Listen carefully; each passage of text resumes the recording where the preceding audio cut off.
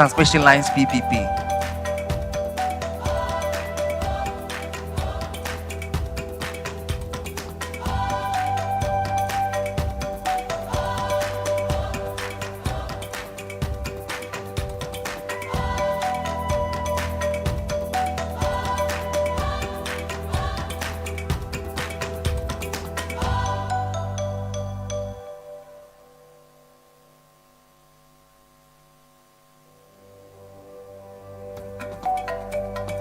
Thank you very much, Mr. Ngaya and Moshood. We'll now have them take their photos.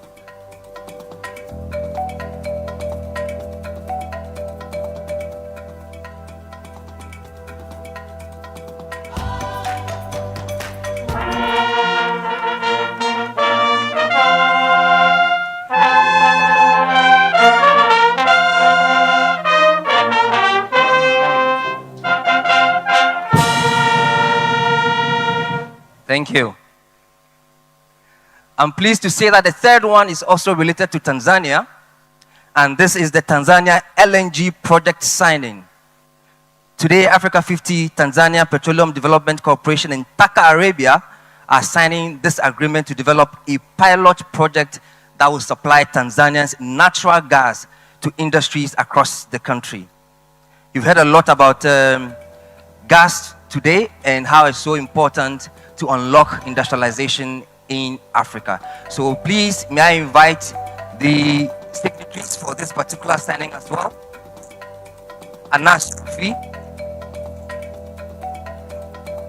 from Africa50, Executive Director. May I also invite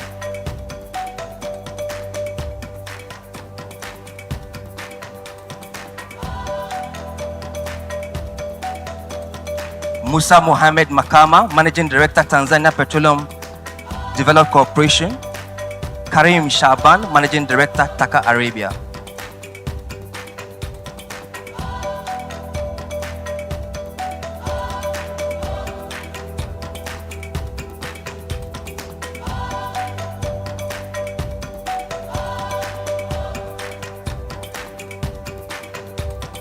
Again, this project is very, very important because it's going to help Tanzania use more of its domestic gas power local industries, and then also strengthen energy security and reduce reliance on imported fuels.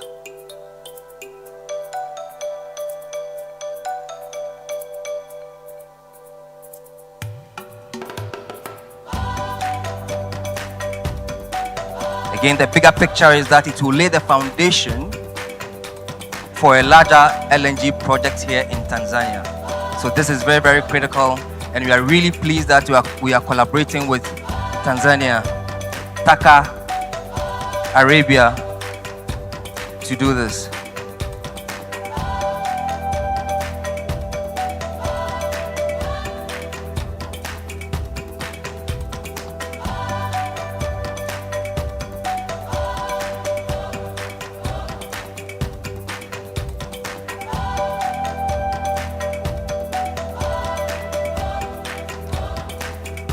Africa50, as always, will bring its project development expertise to this project.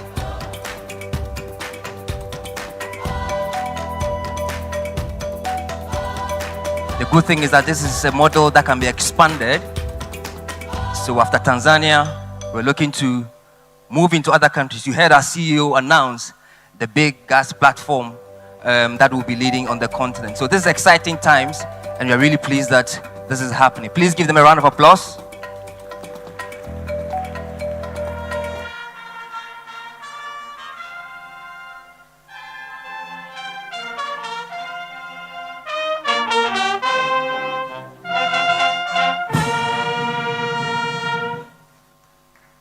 Thank you. Anas, may I please ask you to remain? We are moving to the next signing, which is Africa50 Agia Project Development with Propaco and the Italian Climate Fund. May I invite Luca Quadrini, Head of Corporate and Export Finance at Casa Depositi e Prestiti. May I also invite Jean Guyonnet Duparé, Regional Director for East Africa for Propaco. These two organizations together are making a commitment of $50 million in new capital into the Africa50 Agia Project Development Fund. This is exciting times for all of those who are within this space. Agia PD is deploying, so you might as well line up, understand what we're doing, and position to help with the development of strategic green projects on the continent. So the Italian Climate Fund is committing $40 million US, and Propaco is committing $10 million, so a total of $50 million. Remember that last year, Agia reached financial close of almost $120 million. So this is a huge development, and this is also a win-win for the continent. The Agia PD Fund is Africa's largest fund focused on green infrastructure development here in Africa.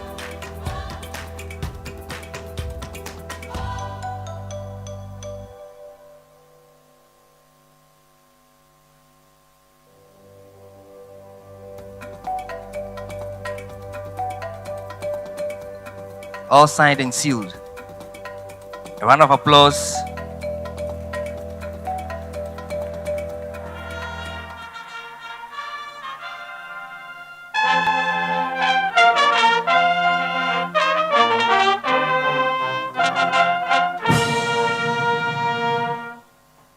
Thank you very much.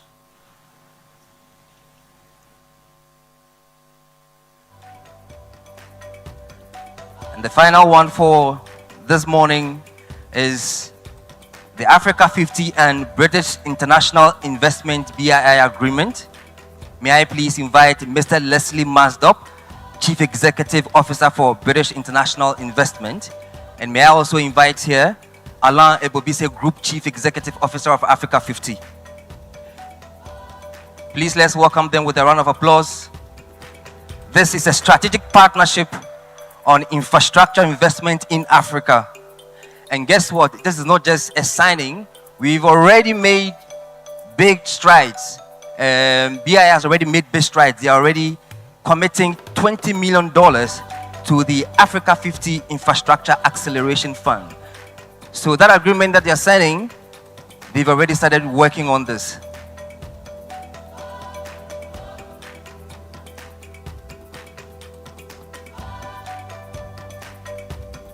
Africa's infrastructure ambitions cannot be driven only by public finance, so we need that partnership that we've heard over and over again in this room this morning to be able to reach there. So before we do this, the photo, may I also invite here Dr. Sidi Uta, please, if you may, join them, and also the CEO of the Africa50 Infrastructure Acceleration Fund, Sergio Pimenta. Please, may you also join them for the photo.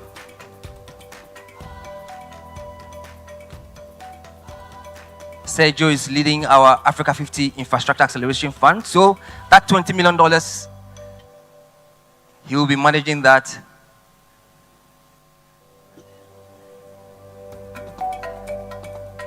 Thank you very much.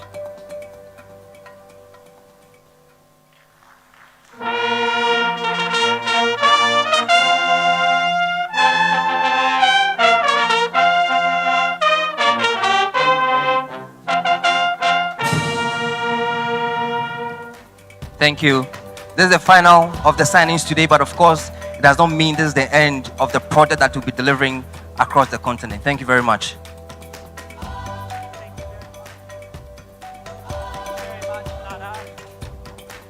Thank you very much, Nana. Please, a round of applause for witnessing the agreements.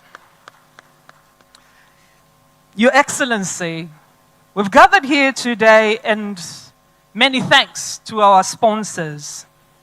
We acknowledge the support we received from Stanbic Bank.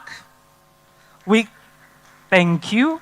We acknowledge the support received from Mohammed Enterprises Tanzania Limited. We acknowledge support from TPA. We also acknowledge support from TPDC. We also acknowledge support from PSSF, Yes Tanzania, Azam Media Group, and Mwananchi Communication. Before I welcome the next speaker, allow me to let the audience know, after our program, we've heard so many times Dr. Kaberuka being mentioned. He will have a fireside chat. Please don't plan to miss. And before that, you will also hear a showcase of investment in Tanzania.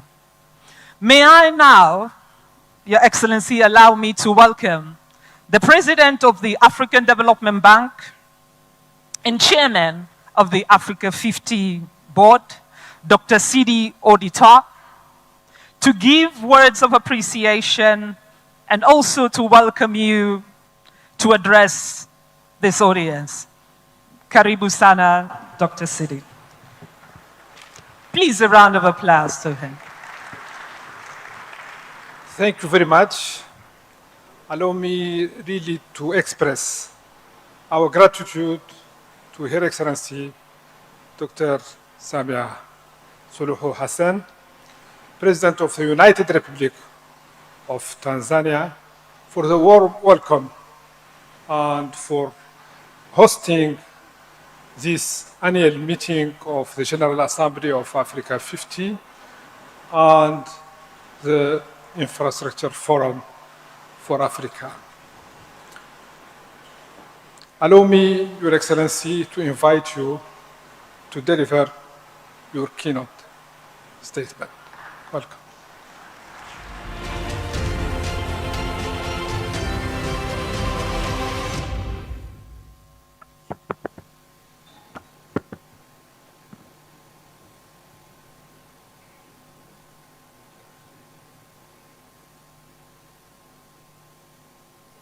Please be seated.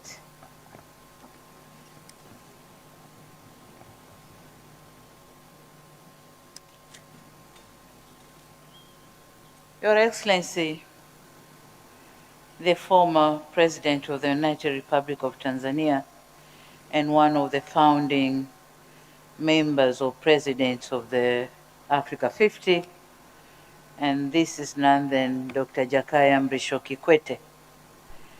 Your Excellency, Deputy President of the Republic of Kenya, my brother Kithure Kindiki, Your Excellency, representatives of the heads of state and government, I also acknowledge the presence of Your Excellency Dr. Sid Auditor, President of African Development Bank and Chairman of Africa50. May I also acknowledge the presence of members of Parliament of Tanzania. They are here. Governors of Africa50, honorable ministers, Secretary General of the African Free Trade Area, Honorable Wamkele Mendi, Mr. Elena Abobise, Chief Executive Officer of Africa50. I also acknowledge the chiefs of the security organs here present, Tanzanian security organs, members of the diplomatic corps, development partners, distinguished investors, ladies and gentlemen, habari asubuhi and good morning. It is my distinct pleasure to welcome you all to the United Republic of Tanzania. And on behalf of the government and the people of Tanzania, I extend our warmest greetings and heartfelt appreciation for Africa50, or to Africa50, for entrusting our country with the privilege of hosting this year's Infra for Africa Forum and General Shareholders Meeting. Since its establishment, this forum has become one of Africa's vital platforms for shaping the continent's infrastructure and investment agenda. We are extremely honored that following the successful hosting of previous meetings by fellow African nations, including the last one in Mozambique, Tanzania has been chosen to welcome this distinguished gathering this year. Thank you very much, and you are most welcome. And this reflects growing confidence in Tanzania's economic transformation, investment potential, and strategic role as a gateway connecting Africa's markets. More importantly, it reaffirms our shared conviction that Africa's future is best driven by African leadership, African capital, and African partnership. Before I proceed, allow me to thank the previous speakers and my dear brother Kindiki and the panelists for informative dialogue throughout from East Africa to West Africa that indicates gaps we have and opportunities of for investments we have in our continent. Excellencies, distinguished participants, the theme of this year's forum that says a decade of impact from vision to delivery is both timely and benefiting. Clearly, Africa has never lacked visions. Through the Agenda 2063, the African Continent Free Trade Area, and our national development plans, we have set ambitious goals for socio-economic transformation of our societies. Our priority now has pivoted towards delivery, and I insist, delivery. It goes without saying that our people measure progress not by the declaration we make, but by the visible outcomes, such as roads, reliable energy, efficient ports and railways, digital connectivity, and infrastructure that creates jobs, attracts investment, and improves lives. That's why this forum matters. It is indeed bringing together leaders, investors, financiers, and development partners with a common purpose. The purpose is to transform ideas into bankable projects, partnerships into investments, and Africa's immense potential into lasting prosperity for our people. We meet at the time of heightened global uncertainties, marked by geopolitical tensions, conflicts, climate change, supply chain disruptions, and financial pressures. Although many of the challenges originated beyond Africa, their impact sends ripple effects across our continent. These realities reinforce the need for Africa to build resilience and self-sustaining economies by adding value to our resources, strengthening regional value chains, expanding intra-African trade, and mobilizing domestic capital for our own development. At the heart of this transformation is infrastructure. Our roads, ports, railways, energy systems, and digital networks must drive growth, withstand future shocks, and enhance Africa's competitiveness. By developing bankable projects, mobilizing long-term financing, and attracting private investment, Africa50 reflects Africa's determination to finance, build and own its own future, and hence, through collaboration, strong partnership, and effective implementation, we can build a more resilient, competitive, and prosperous Africa. Excellencies and distinguished participants, as for us, Tanzania, our infrastructure transformation is guided by the Tanzanian Development Vision 2050 for the 25 years to come, whose implementation commenced last month, July this year. The vision spells out our ambition to build a competitive, industrialized, and inclusive economy driven by innovation, human capital, sustainable development, and modern infrastructure. Recognizing that this transformation cannot be achieved by the government alone, our 25 years journey to 2050 places the private sector at the center of economic growth, with ambition that 70% of economic contribution will be driven by the private sector, locally and global private sector. Our role as the government is therefore to create a predictable investment climate, deliver strategic public infrastructure, and build partnership that unlock private sector capital, innovation, and entrepreneurship. Over the past years, Tanzania has undertaken ambitious infrastructure development programs in our history. We have expanded and modernized the port of Dar es Salaam, enhancing its efficiency and strengthening its role as a regional trade and logistic hub. We are advancing the standard gauge railway to improve connectivity, reduce transport costs, and facilitate trade with neighboring countries. And we also investing in strategic roads, network, bridges, logistic corridors, and modern airports so as to strengthen national, regional, and global connectivity. These investments are already generating impact by reducing logistic costs, attracting investments. Maybe when the Tanzania Investment Center, we do the presentation, we see how Tanzania is receiving the FDIs from outside the country. So they are also reinforcing Tanzania's role as a strategic gateway for land-linked countries, including Burundi, Rwanda, Uganda, Zambia, Malawi, and Democratic Republic of Congo, by providing efficient access to regional and global market.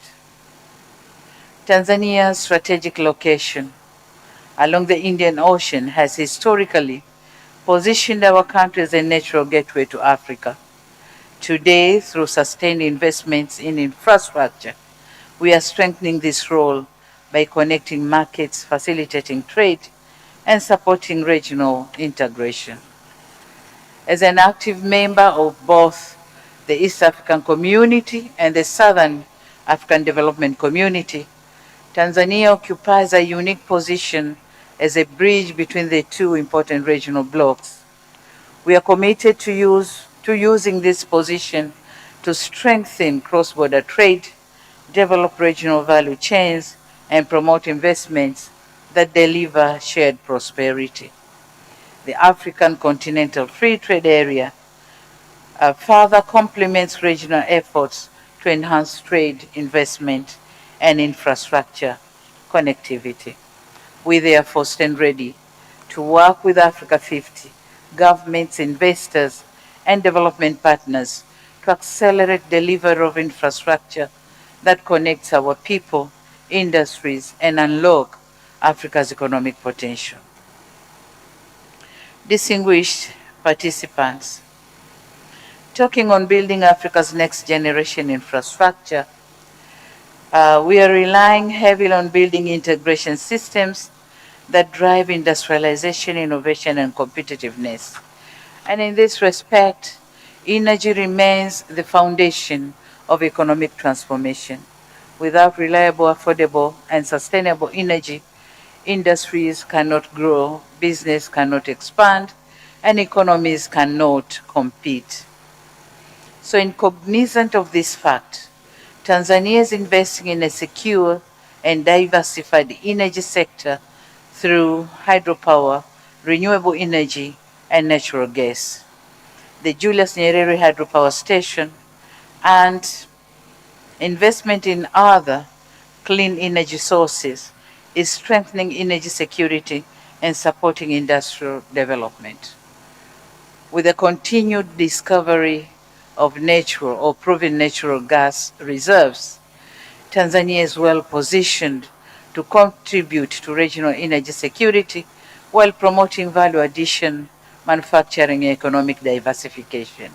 We also recognize that Africa's energy future depends on stronger regional cooperation, cross-border transmission, networks, and regional power pools that will enhance energy security, reduce costs, and provide reliable power to support our growing economies.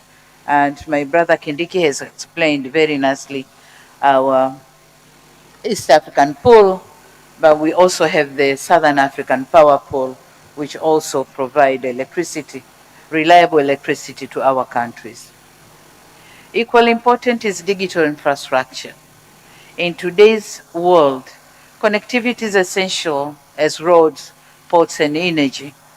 Through the national ICT broadband backbone, Tanzania is expanding digital access, improving public services, promoting financial inclusion, supporting innovation, and creating new opportunities, especially for young entrepreneurs. It is obvious that infrastructure alone cannot transform Africa. And I want to concur with Deputy Minister Kindiki that our greatest asset is our people. By investing in education, technical skills, and digital capabilities, can empower our youthful population to become innovators, creators, and drivers of African transformation. We can develop them to be not merely consumers of the global solution, but producers of solutions to the world. Regarding mobilizing investment for Africa's infrastructure future, as it was narrated earlier by the previous speakers, that Africa financial muscles for investment remains one of the greatest barriers to economic transformation, but it is also the greatest potential for private sector investment opportunities in our time. Governments alone cannot finance Africa's infrastructure ambitions. We must strengthen partnerships that bring together public resources, private sector, development financial institutions, and local and international investors. I, therefore, invite financial institutions, investors gathered here today to partner with us, Tanzania, and explore the vast opportunities available across transport, energy, logistics, manufacturing, digital infrastructure, and industrial development. Tanzania is no longer a source of raw materials only. It is becoming a destination for value addition, innovation, and industrial production and sustainable growth. Thank you. Talking of a shared vision for Africa's next decade, we must translate commitments into projects, ambitions into achievements, and plans into measurable results. The infrastructure we build must strengthen regional integration, expand trade under continental free trade area, and create opportunities for millions of Africans. To Africa50, I extend my sincere appreciation for your leadership and contribution to Africa's infrastructure transformation. Your achievements demonstrate the power of African-led partnership in delivering impactful projects. As you enter your next decade, we encourage you to continue championing innovation or innovative solutions and investment that connect our continent and improve the lives of our people. Tanzania stands ready to deepen its partnership with Africa50. As you have witnessed here, we signed 3 MOUs or agreements with Africa50, and we expect better implementation of those agreements. So Tanzania stands ready to deepen our partnership with Africa50, investors and all stakeholders committed to building a connected, competitive, and prosperous Africa. Excellencies and distinguished participants, before I conclude, I would like to encourage you to extend your engagement with the people of Tanzania beyond the meeting halls and invite you to experience the warmth of our people, the richness of our culture, and the beauty of our country. From the endless plains of the Serengeti, the proudly standing Mount Kilimanjaro, and to the breathtaking, beautiful islands of Zanzibar, Tanzania offers memorable experiences and exciting opportunities for tourism, hospitality, and sustainable development. Take time to experience them. Before you go back and buy another ticket to come back, you are here. Use them.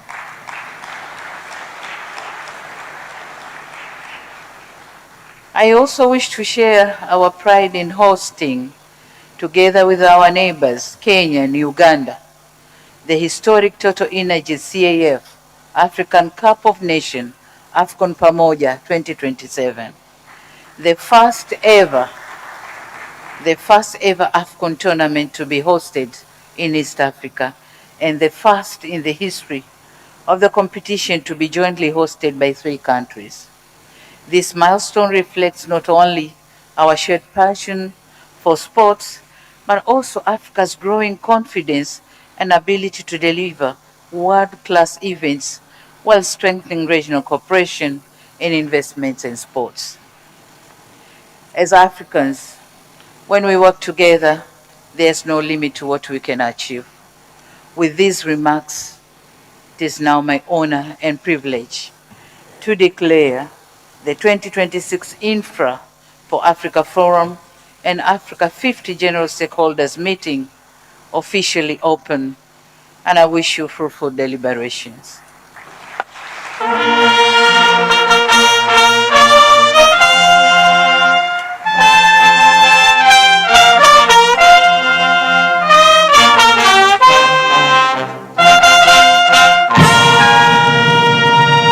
Thank you. God bless Africa. God bless Africa 50. Thank you for your kind attention. Thank you very much. A round of applause to Our Excellency Dr. Samia Suluhu Hassan, the President of the United Republic of Tanzania, for those great words. And here she bids farewell before we proceed with our program. Brass band, please let us escort Her Excellency as she heads out.